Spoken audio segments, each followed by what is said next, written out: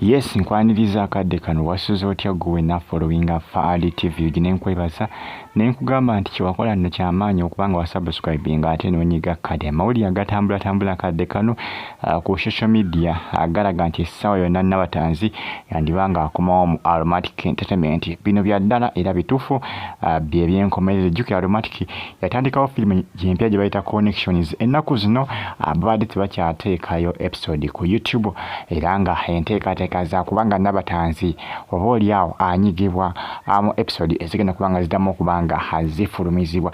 Bwetegereza amawulire agatrendinga ku social media kitaga nti munnange Nabatanzi yali yakola endagaano oba yali yasaninga contract n'Abajjango Productions okuba nti nomunange akola ki abazanyira movies era nga ndowooza contract eyo yandibanga essaawa zino yaweddeko era nga yessaawa akole ki adde mu Aromatic Entertainment. Abasinga bangi ebigambo mingi nnyo ebyayogerwa, abasinga bagamba Nabatanzi yagobwa mu Aromatic, Nabatanzi yeegobwa mu Aromatic lwa lubowa olw'ensonga nti Nampijja lubowa yayagalanga nnyo Nampijja osinga Nabatanzi nti ne beewalana. Nabatanzi n'agamba nti takyanza kubanga abekola ki azanyira mu Aromatic.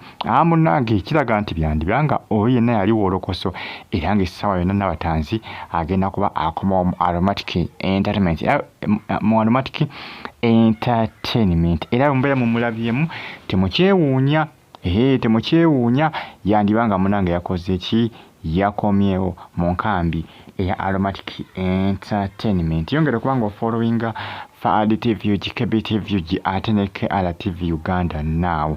Nkwebaza gwe wena eya followinga nawe ya subscribinga n'onyiga kale nti kyewakola kyamaanyi okubanga wa subscribinga ate n'onyiga ku kale bagita Faali TV UG updates simba nazo each and every single day. Just kyolina okukola kimu kyokka kunfollowinga, just followinga, commenting o subscribing onyige kale ebyala obindekere eno bagita Faali TV UG.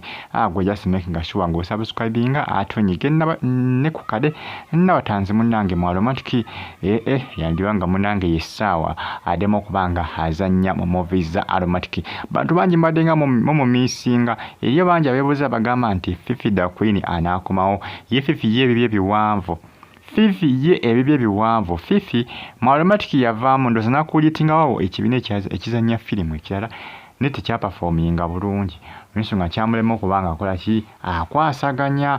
Ndowooza n'akola ki ndowooza munnange n'abivaamu n'abivaamu ebyo ebyokubanga akola ki akwasaganya ekibiina ekyo era ng'ono ndowooza Fifi ali Canada. Fifi ndowooza ali Canada. Fifi da Queen tukira bamu kwa abazanyanga mu Aromatic. Mukimanyi nti liyo bangi abeerabira n'okwerabira nti Fifi da Queen yazanyako mu Aromatic Entertainment.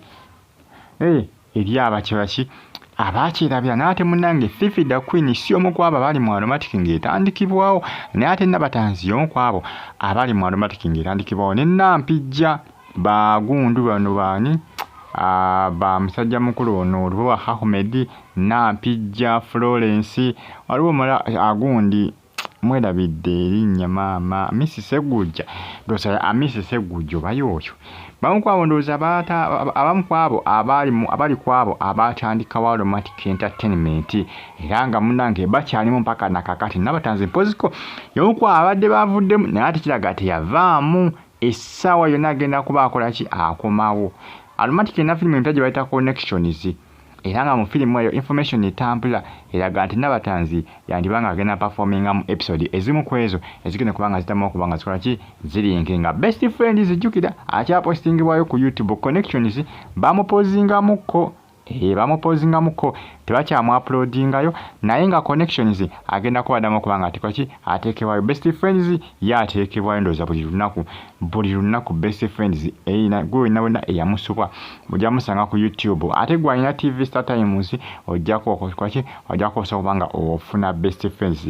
Gwe alina Star Times wali ku Makula TV ne Makula Kika ojja kukola ki ojja kusobola kubanga ofuna movies za Aromatic oba series za Aromatic ezimu ku ezo ziwa missinga. Nabatanzi mu Aromatic Entertainment tolina kubanga omissinga. Abali Canada, Saudi Arabia mu kibuga kye bayita Riyadh, Oman mbagamba nti kyemwakola kyamaanyi okubanga mwasubscribinga ate ne munyigane kali bane mbane updates ezina value mbane amawulire agaba gatambula okwetolwa eggwanga lyatu Uganda. Nkubiriza ne gamba nti comment section weeri awo, just ntera obubaka mu comment section ate osigale nga omufollowinga bagita Faali TV gi Nabatanzi mu Aromatic. Temuna kubanga mumisinga essaawa yonna agenda kuba abasalako mu Aromatic Entertainment. Temuna kubanga mumisinga following Kebinek RTV Uganda now ojja kufuna information etambula mu nkambi ya Aromatic Entertainment. Faali TV gi subscribe wewe bulungi.